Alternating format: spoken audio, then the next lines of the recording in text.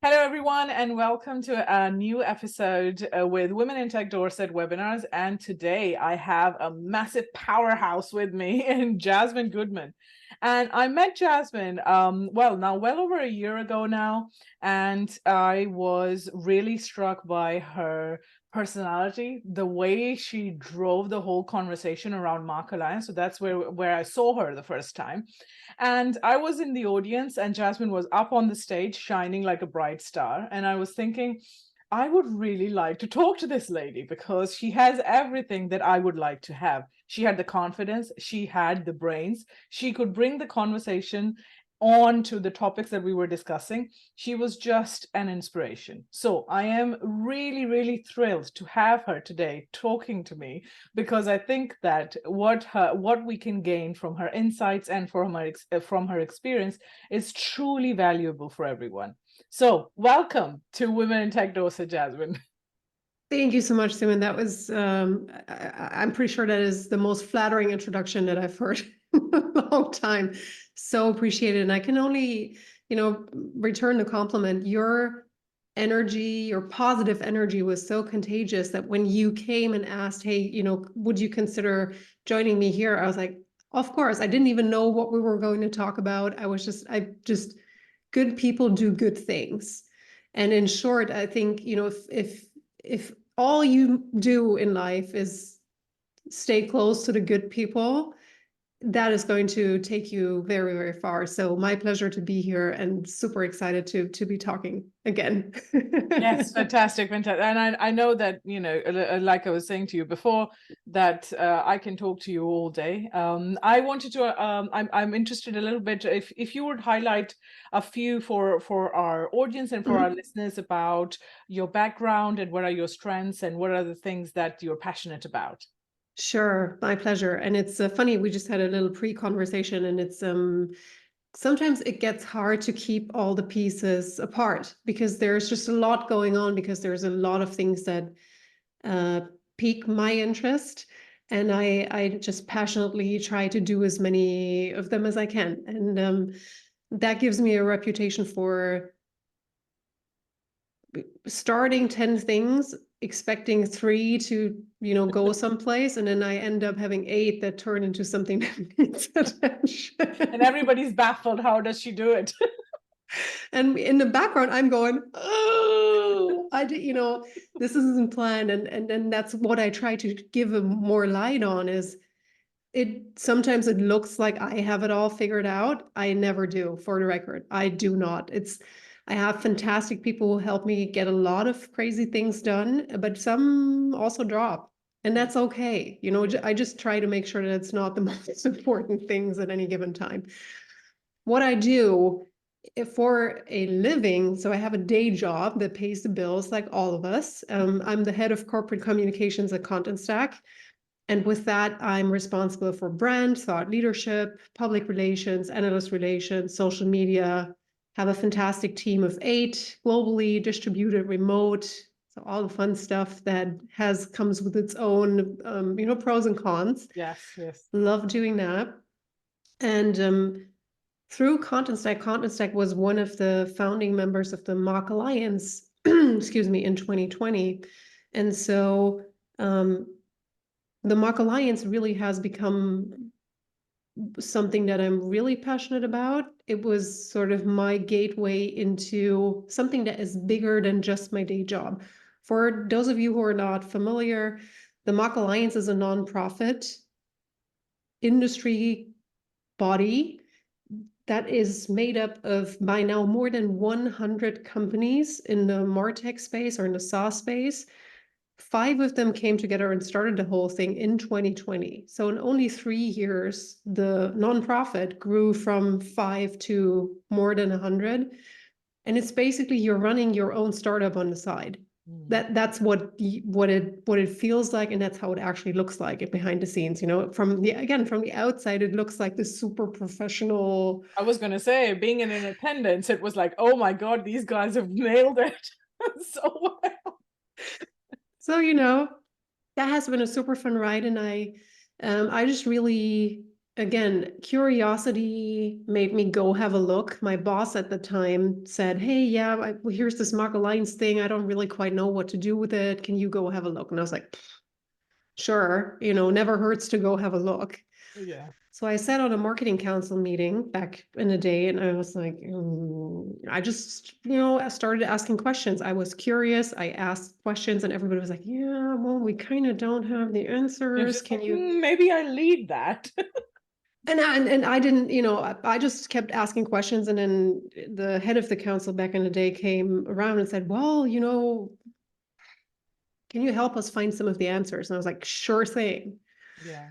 So I didn't have a mandate or anything. That nobody said, hey, Jasmin, can you take care of this? It's just an opportunity that presented itself. So I said, yeah, sure. That's something that I'm very familiar with. So here's how I would do this. Presented it to the board, got really great feedback. And then, it domino effect, it just started to roll off. And it was like, can you lead the council? Sure. Can you, help us with some other things? Sure. Sure. And In then you all of your find, spare time, Jasmin, can you yeah, also? I know, but and see, to me, it's never, I could never, technically, I have an allowance of 15 hours a month to help the Mock Alliance do things. Not a single day in my life have I sat down and went, oh, did I spend, how much time have I actually? I don't, I'm really not good at bookkeeping, full disclosure, and I don't want to be. That's one of the things. I see something that I like, I'm like, okay, let's go do it. If that takes 30, I don't write down, oh, worked 30 minutes on this project and estimate another 45 minutes for it to come. That's just never been me. I either want to do it and then I go do it and I just find, oh no, let me rephrase that. I don't find the time, I make the time. And that's actually one of the things that sports, those are all sports events in the background, has taught me.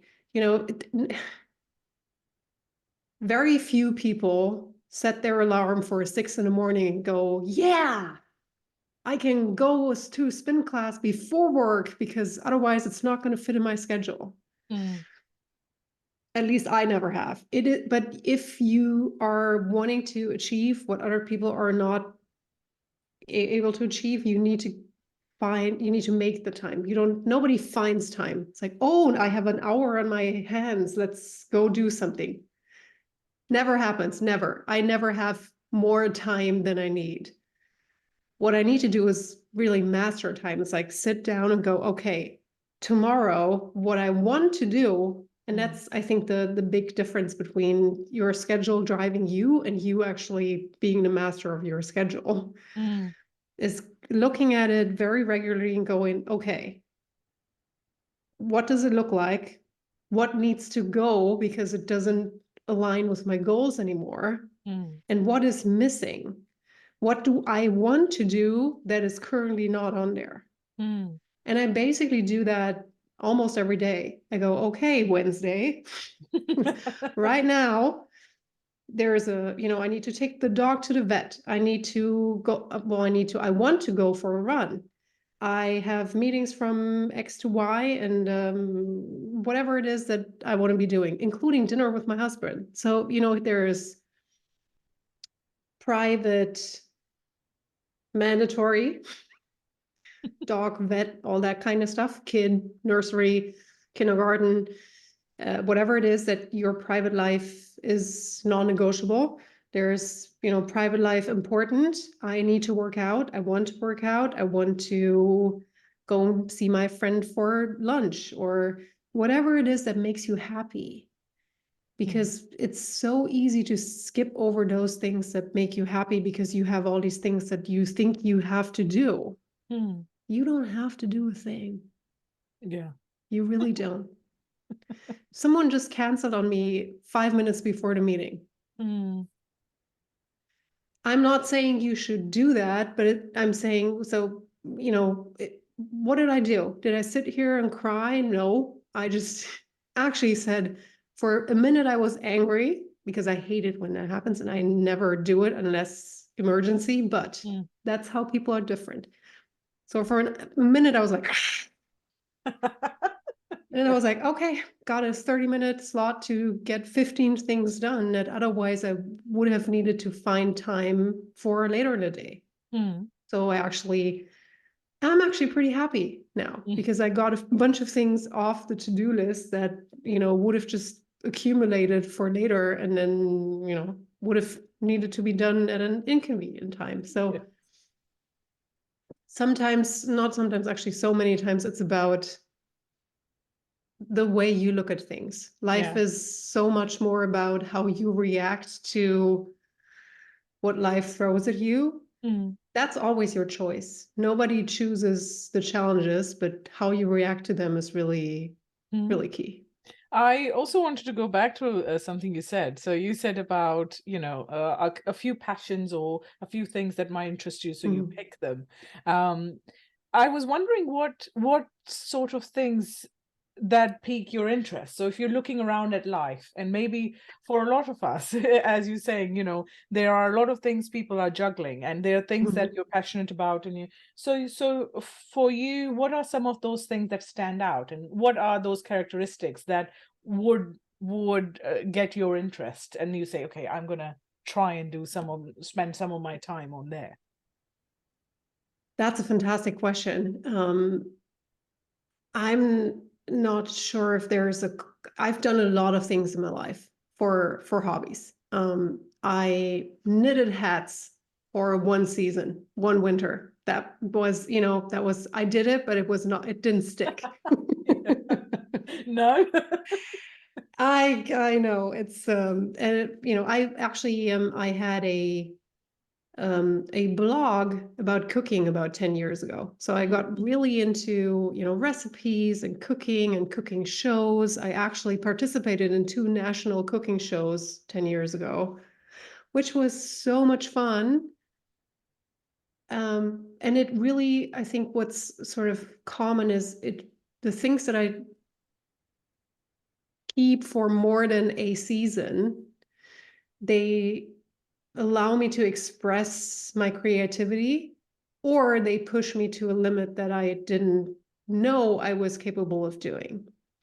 The thing so cooking was about 10 years ago. And then cooking turned into preferring to go to a restaurant where somebody else does the cooking. Yeah. So, I think that's also good to keep in the back of your head. Nothing is forever. Nothing is permanent. So sometimes your passion for something runs out, and that's not a bad thing. Look for the next thing. And in the sense of what that next thing is, I didn't know what the next thing was when cooking ended. So all I did was I walked around life curious, open-minded, and said, hey, what are other people doing? And I happened to run into a person back in the day, almost 10 years ago exactly, who was doing Ironman triathlons. That is a freaking crazy sport. It's not just one sport, it's 3: swimming, biking, and running right after each other, no breaks in between. And the Ironman distance is a 2.4-mile swim, 112-mile bike ride, and a full marathon to top it off, because, Craziness. what else would you do? Yeah, all in one day. The average professional needs about 8 hours to finish the whole thing. So, the average age group athlete, so people like you and me, need anywhere between 8 and 16 hours to finish the whole thing. So I just looked at the guy and I was like, yeah, I am equal parts impressed and shaking my head in disbelief that any human can do this.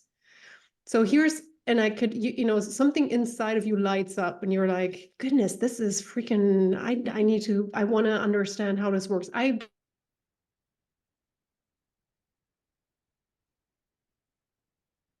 don't think I can ever do it, but I'm certainly not doing an Ironman. But, okay, interesting. Here's shorter distances that you can do, because nobody in their right mind starts with the full Ironman crazy. So I picked the smallest distance that they had, which is funnily enough called Everybody's Triathlon. It's called Everybody's Triathlon for a reason. It's very short. Yeah. But I mean, you swim 500 meters, 300 yards or something. So, 10 laps in a pool. It's really doable. You go 20 kilometers on your bike, again, 12 miles, not too bad.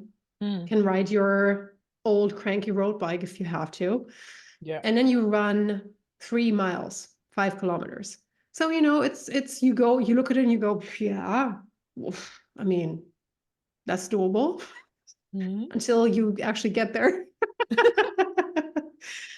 And you look at all the people in the fancy sports outfits and with their high-tech gear and the attitude that some of them, have around, and you're like, goodness, I really I'm not sure that I belong here. Yeah. And I think that's the parallel to work in many cases. I was going to right? say that you can draw parallels so much, and I think especially this kind of series we were doing for women in tech as well. And I think that a lot of women who will be listening to this who are in tech, I don't think they're unfamiliar with that feeling. They might not have done triathlons, but I do think that feeling of thinking, oh, I don't know whether this is my crowd or whether I am belonging to that crowd. It's not unfamiliar. Oh, absolutely not. And I think that's where sports in so many cases is such a great sort of template to look at and go, oh, okay, the same underlying, right? And the only way to get over that feeling of insecurity and doubt is to actually go do it.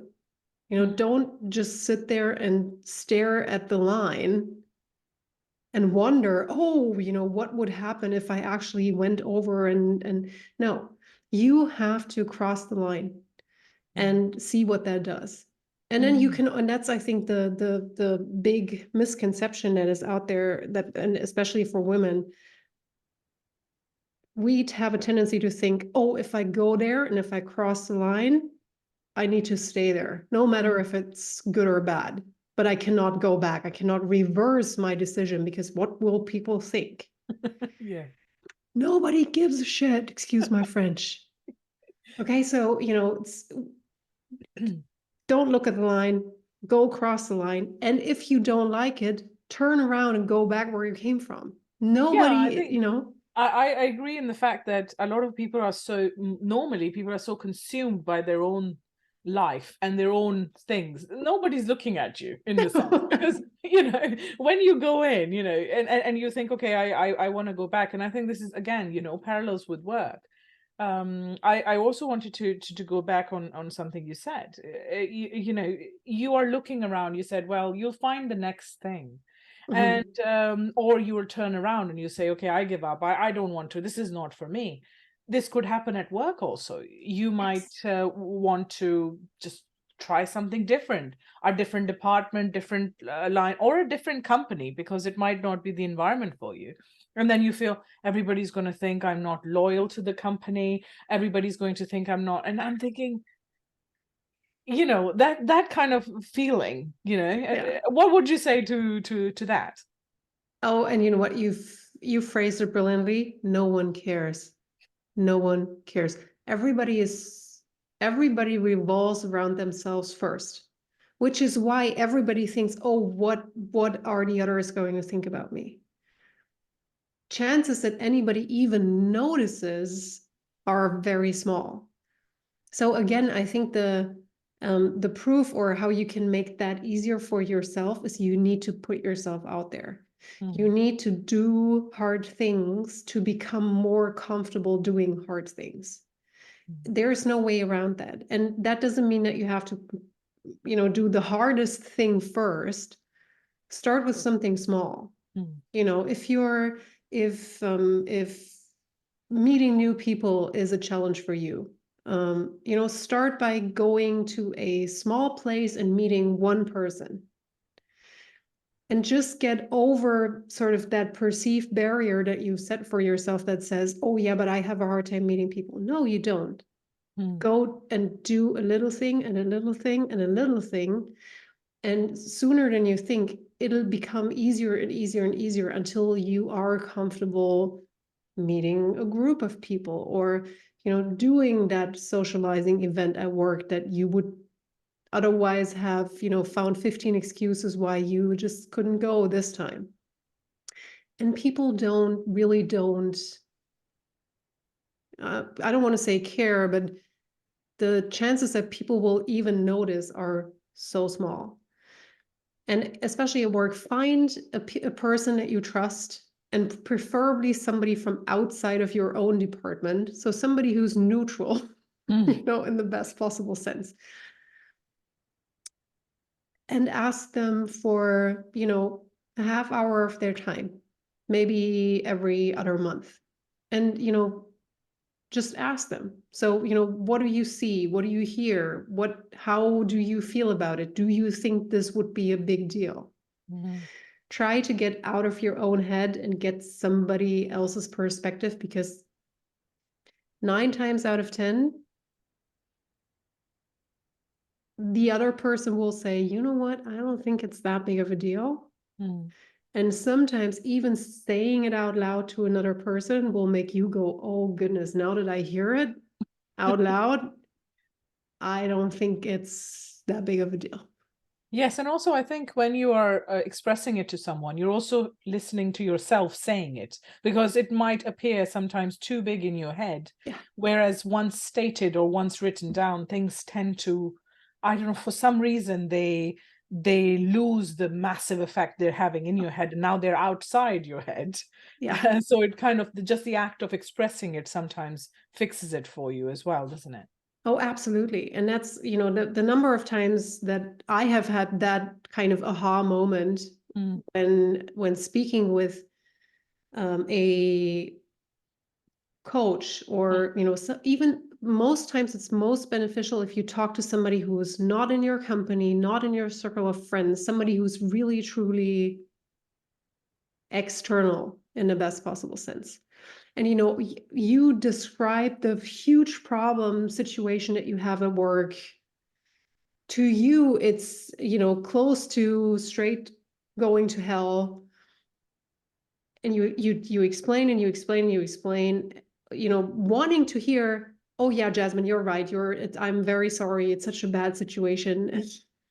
Really? I mean, that's what we all hope when we sort of complain. And then my coach just looked at me and he was like, and then he does this thing, right? And we can all do that to ourselves too. So he goes, okay, so what I hear is these 2 sentences. And I'm like, yeah, I guess if you boil it down, that, yeah. He's like, and are you 100% sure that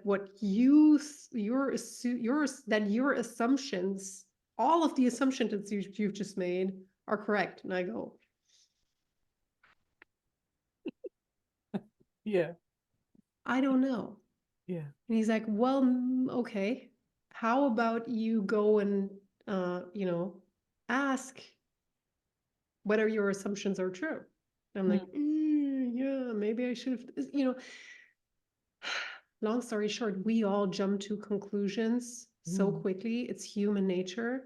And many times we need that external resource, or, something outside of our head. And sometimes it's just writing it down, but we need that external look, that external perspective to go, ooh, I think I just made it so much bigger in my head than it actually is. So vent it out to whoever you're comfortable venting it out to, and then see how much is actually left of, what you thought was the biggest problem you've ever had in your entire life. Yes. Okay, so I want to move back to the story you were telling us about the triathlon. So you end up there and you're seeing all these people. What do you do next? Tell us. Well, I will not lie. I mean, my gut reaction was, I need to leave. Flight, fight or flight. I was totally like, oh no, let's turn around and go back home. I don't do that. So, okay. So I pulled myself together and I was like, well, I mean, if trained for it, signed up for it, got to give it a go. Mm, Got into the pool. Water was freaking cold. Nobody prepares you for the mm, details. You're like, oh mm, yeah, I can swim 500 meters, no problem. And then it's a competition. You have all of a sudden, here's pressure again, so much like work, right? Of course you can do a presentation alone in your living room. Now add a board that you need to present to it, and you're like, oh. yes. So um the plan of wanting to beautifully freestyle 500-meter swim went straight out the window. I was like, okay, I'm about to die. So as long as I can make it somehow to the end of the pool, breaststroking or whatever, it's fine. All I need to do is survive. So, How about the other competitors though? Was it like a lot of competition? Because I'm guessing, again, parallels with life. It's not just that you are doing a beautiful swim. Sometimes people are pulling your legs or getting your head under the water to get ahead. well, and see, that's the other thing that spot on, Simon, because that's the other thing.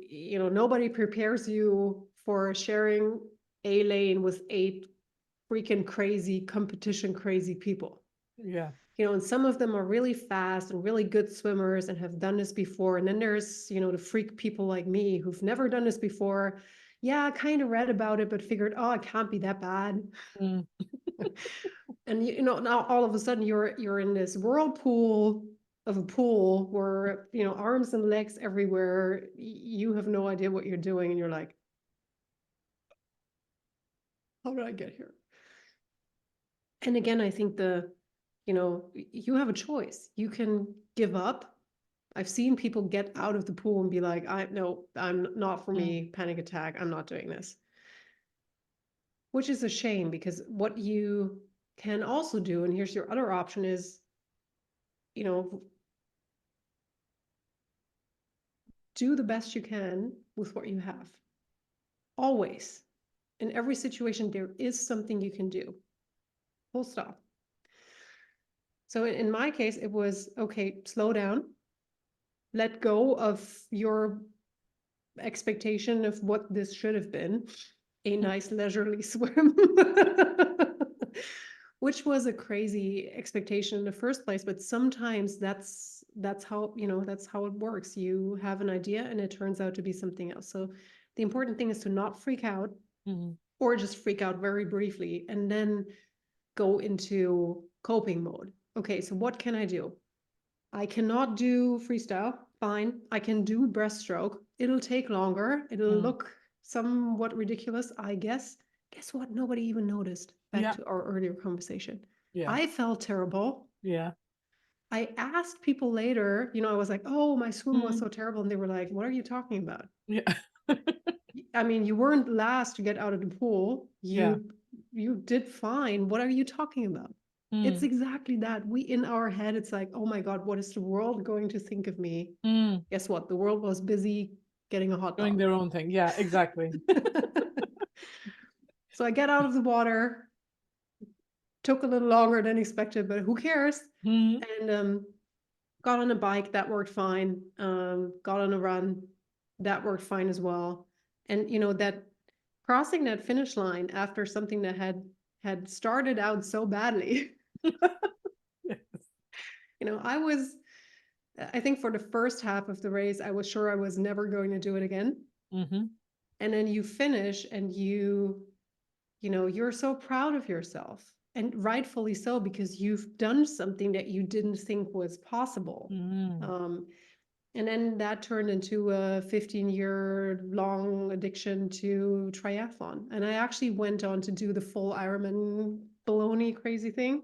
That's this one right here. Oh my goodness, I didn't realize that. That's wonderful. When did you do that?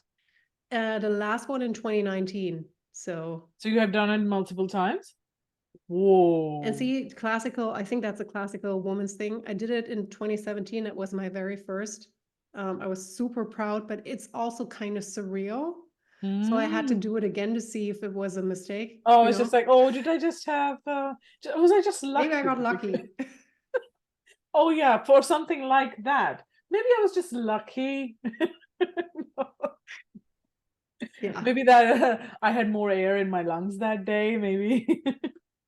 You don't know. See, it's funny how the brain does that I to know. any one of us. It's like, yeah, well, you know what? I think I want to do it again because I want to make sure that it wasn't just the weird one-off.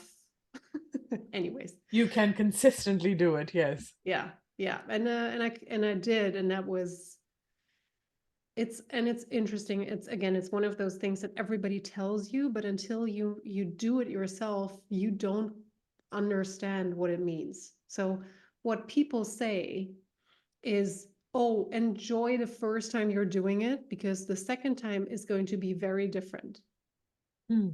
And your brain goes, yeah, blah, blah, blah, blah. Right? Because you don't know.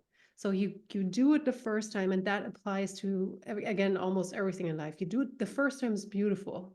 No expectations, no benchmarks, no nothing. You know, you can just go for that swim, bike, and run and be like, hey, I did it. I don't even know the time back from back in the day because it didn't matter. It's like all I need to do is get to the finish line in one piece, preferably. Yeah. And then you do it the second time. And you arrive sort of with your same, you think you arrive with the same preparation and the same Mm. expectation, but you don't. You've done it before. So now it's all about doing it better than the last time. Mm. And that is a very curious thing that gives you a very different experience because now all of a sudden it's different. There is more pressure. And I think the same is true in the business world, in a work context. You know, if you've done a successful project, awesome. Nobody had any expectations for you to perform so well. Now that you have, everybody looks at your second project very differently. Yes, yes. With that So expectation. coping Mm. with that and sort of, you know, learning to handle that kind of pressure is a super valuable skill. Yeah, so I was just going to build on that. So imagining you're doing it for the second time and you've got your first time and be an experience to beat or to build on.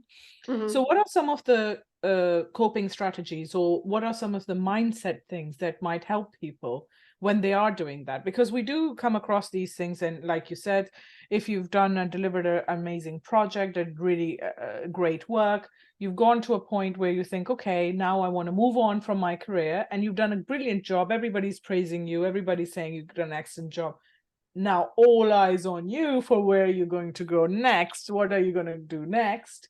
So there's adds a lot of pressure to say, am I going to shine again? And you're questioning yourself because you're like, I knew in that environment what to do. Now everything might have changed, or I have something to build on. So what are some of the things that might be helpful for people in that circumstance?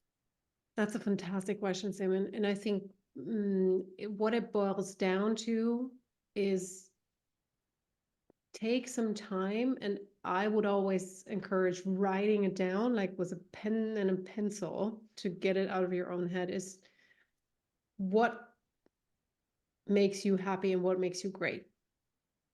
What the kind things that people have said about you, the things that you do exceptionally well, because we all have a tendency to sort of, you know, give that a pass and just not really listen to it. And then it's the second somebody says, yeah, well, but that didn't really resonate. That's like when we go, oh, attention.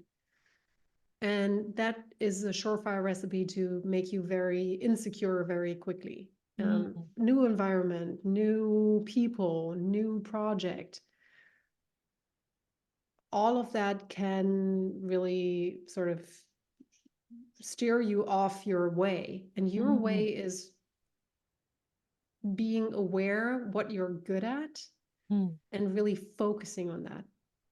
I don't know, back to the sports example, I never know what the day is going to hold. Same is true for your project. You know, Mm. even though you can have done 99 super successful projects, even the 100th project is going to be different in some regard. No two projects are the same. No two races are the same. So what you can do and should do is prepare to the best of your abilities. Do some scenario planning. Anticipate the deviations. Here's the best way that things can go down.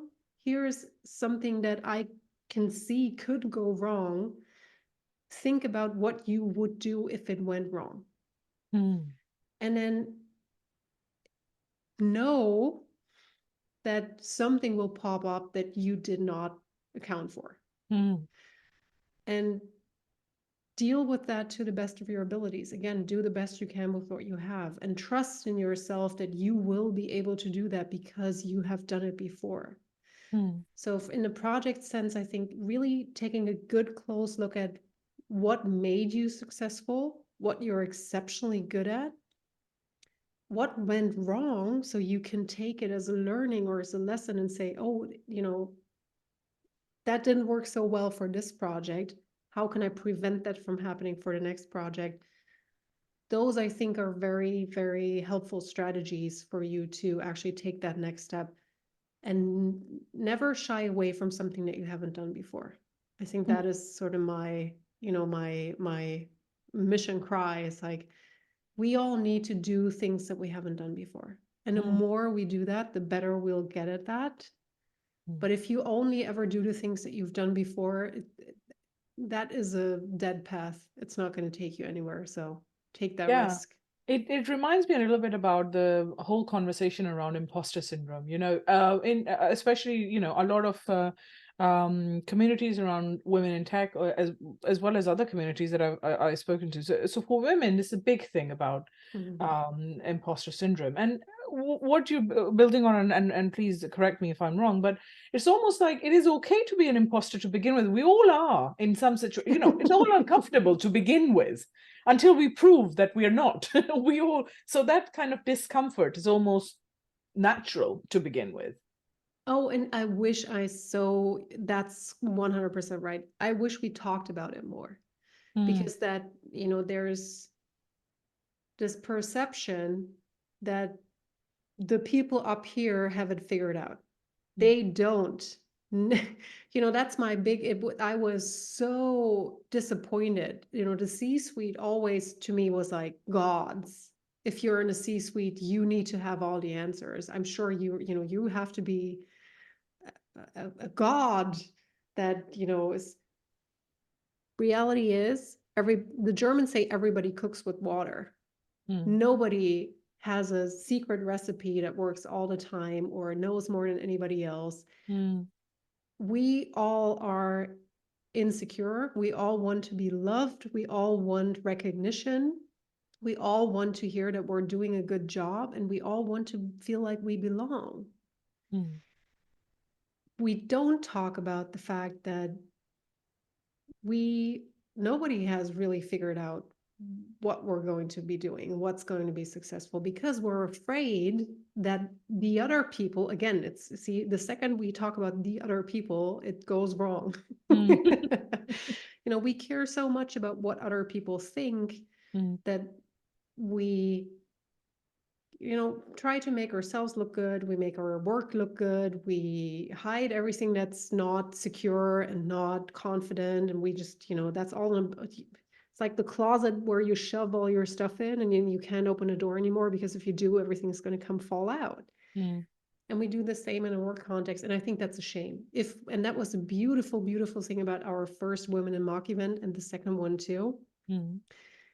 If one person starts to openly admit that, oh my God, no, I do not have it all figured out. I'm just figuring it out as I go. Quote, CEO of one of the SaaS companies. It's like, oh my goodness, if that's okay for you to say that, I feel like it's okay for me to say that. So, having all of us be coming together more regularly and being more open about, hey, I have a few things figured out. Those are the ones that I like to put on display because, it makes me look good. But then there's 15 other things that I just, of course, don't show publicly because they're not working. So I have another question for you, in the sense of, there is some literature and some thinking around you. If you're not feeling confident in a situation, start pretending that you're confident, and then ultimately confidence would end up with you. What do you think about that? Because I'm in two minds about it personally. Yeah, and you know what? I wouldn't recommend that because it can backfire badly. So, you know, Mm. worst case, you pretend you're confident, somebody calls you out, and then oh my God, you're never going to say another word in a meeting. I Mm. mean, that is horrible to me. I would not recommend that. What I do recommend if you want to build confidence is start small. You know, you don't have Mm. to have the most brilliant idea in the next big meeting, but start asking questions in meetings. Start putting yourself out there and start building that confidence. But you can only build confidence if the feedback is good to what you're doing. Mm. If you're pretending, there's always that element of really impostoring, you know, not being capable of doing what you're doing. So I would always advocate for small steps. Go try, you know, you can do that tonight. You can do it tomorrow morning. Go do something that you haven't done before. If Mm. you usually take the bicycle to the bakery, go walk. Just as a random example, you know, just do something. Or if you don't go to the bakery because it's, you know, you have another preference for breakfast, switch it up tomorrow. Mm. Just put yourself out of your comfort zone in a small way that is doable for you, and then see where that takes you. It doesn't have to be big giant steps all the time. Just Mm. try chipping away at the block of wood, very very small chip at a time. It will Mm. still chip the block away. It'll just take a little longer. Yeah. So how long did it take you to get to the Ironman, by the way? Just how many years? That again, so I started with that everybody's distance, Mm. and then the next year I went on to half distance, which Mm. is a half an Ironman, which is already, you know, pretty far. And I got stuck there. I stuck around for 4 years. I was like, Mm. it was impossible to me, still impossible to me that somebody could do double of what I was doing. I just looked at it and I was like, again, Yeah. I should I no. Yeah. And see that, but that's a funny, it's proof for that the limit is really only in your mind. What happened Mm. is I was doing half Ironmans, and the guys all said, why don't you do an Ironman, full Ironman? And I looked at him like, are you freaking crazy? I Mm. mean, that's double what I do right now. And they were like, yeah, exactly. And it's just such a typical conversation. So what they said is, well, if you can do half, you can do full. It's Mm. only in your mind. And my brain went, absolutely freaking not. Yeah. I'm not ready. I'm not prepared. I don't have the time. I cannot do this. So it took me 4 years to arrive at a point where I was like, damn, I really want to try this. I want to know if I can do it. Mm. But to do that, what you need to do again is get over yourself. So what Mm. I had to do is, and that was a great stroke of luck. I had a group of friends at the time, and somebody proposed, hey, why don't we all do Ironman Arizona? Mm. And that to me was an aha moment because my parents at the time lived in Arizona. And I was like, Mm. oh my goodness, the stars are aligning. Here's your one chance Mm. to sign up for the freaking thing that scares you to death and find out if you can actually do it. So Mm. you have to take that leap of faith before you actually feel ready. I Mm. never felt ready for the thing until the very day of the competition. And even then I was like, I don't know what the hell I'm doing. Mm. So you have to put yourself out there again. So this notion of being ready, are we ever ready in No, that sense? never, never, never, not in a single day. So stop waiting for the day that you're ready. The day when you're ready is never going to come. I'm sorry, I have to break it to you, but no. Because I was thinking that what about, we see people achieving high achievers, and obviously I regard you one of them, Mm. and I think that the journey. Sometimes people think, oh, you must be really sure of yourself at every stage. Is it really true? No, it's not. And that is I think one of the most important things that we can share with everybody that is, starting out in the industry. You don't need to. I never had a 5-year plan or a 10-year plan. Even I don't even have a 1-year plan. Geez, follow your heart, follow your passion, find something that excites you, and then that will take you where you need to go. It has never worked for me the other way around. The second I was trying to make, great plans about what I wanted to achieve is usually when it went totally downhill. Like, your brain tells you that you should want a fancy title at a renowned company, and you get there and you're like, oh my God, this is freaking hell. What was I thinking? Well, it's exactly that. Your brain was telling you, yes, this is correct. You check all the boxes, and your gut already was like, yeah, I'm not sure. If that's a one piece of advice really that I wish somebody had given me at the time, is like, don't follow your heart more than your brain, because there's so much more to win if you are passionate about what you do, and then that will shine through in your work. That will lead to other opportunities that you would have never been able to even dream of. And if people tell you you shouldn't do it and you couldn't do it, and please stay in your box because that's where I think you belong, do not listen. There is going to be plenty of those people. But that's their problem. But that's very hard.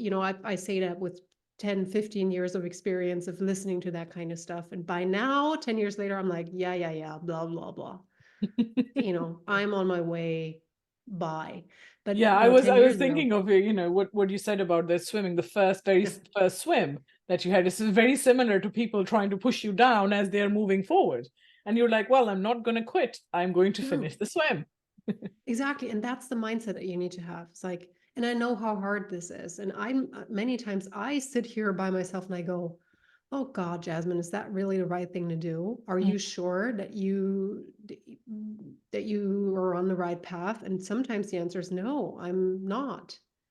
But then you go out and you do something and you see what it does for other people. I think that to me is always where I draw energy from. It's like, if I see that I can do good, if it inspires only one woman to keep chipping away at the block instead of folding her cards and saying, oh, you know what, I'm done, then I've done a good job. And I hope I've made the world a tiny, tiny little better place than before. And that's all I care about. And we can all do these small things, right? Lift one colleague up, lift one friend up, encourage one girl to go for the coding class and not for the whatever else is on offer. Don't wait for the government to do something about it, or the company to do something about it. There's so many things that you can do as a person, and then just see what that does and how happy it makes you, and keep doing that. And then everything else will take care of itself.